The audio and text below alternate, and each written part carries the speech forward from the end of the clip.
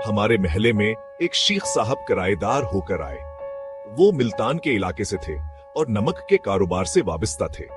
बड़े नफीस, मुतवाजिन और शाइस्ता इंसान थे। मेरे अजीज, उनका मखसूस तकी कलाम था।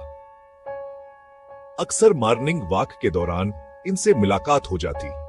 वो भी मेरी तरह खामोशी से वॉक करने के आदी थे, क्योंकि वो वॉक के दौरान तस्बीहात पढ़ते थे। मैं 3-4 दिन वॉक पर ना जा सका।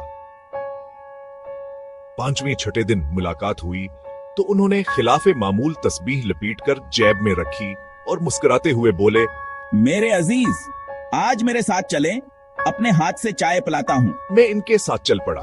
जबान के ड्राइंग रूम में दाखिला हुआ तो हैरत हुई। वह ड्राइंग रूम मकमावर लाइब्रेरीज याद हलगर रहा था।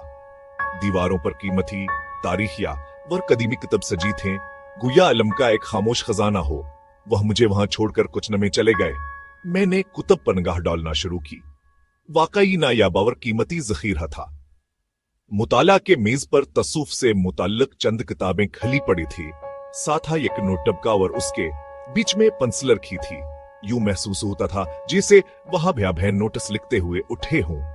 इतनी देर में शेख साहिबा एक ट्रे लेकर आ गए, जिसमें चाय के दोप, नमकीन बसेक्ट, चंद खजुरें और दवालसी के लड्डू थे।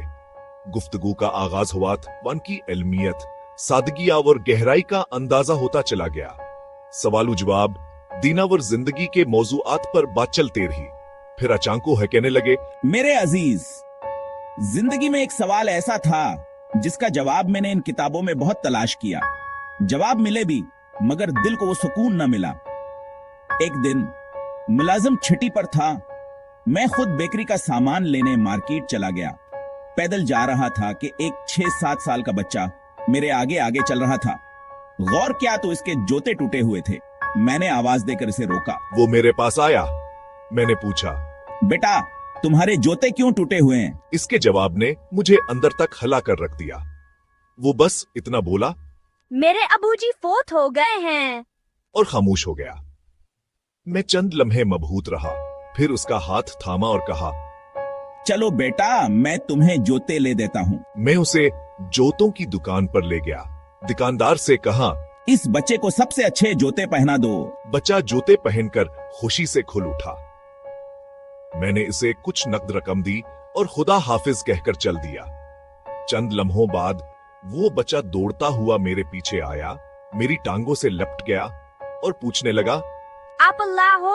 मैंने इसे उठाकर प्यार से कहा, नहीं बेटे, मैं तो आम इंसान हूँ। अच्छा, तो फिर आप अल्लाह के दोस्त हो। मैंने रात दुआ मांगी थी। अबू कहते थे, जो अल्लाह से मांगो अल्लाह दे देता है।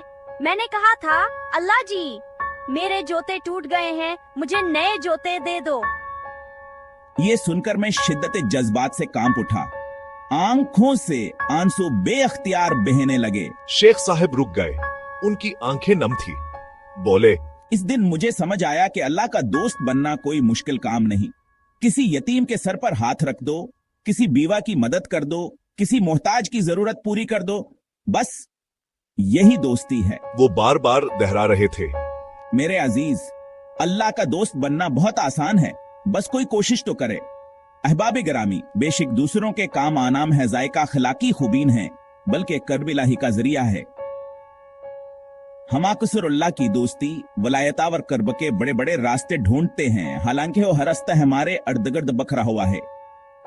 किसी की जरूरत बन जाना, किसी की दाका जवाब बन जाना, यही असल आबादत है। चुनांचा अल्लाह तक पहुंचने के लिए लंबे सफर नहीं करने पड़ते, बस किसी जरूरतमंद का सहारा बन जाइए, अल्लाह खुद करीब आ जाता है।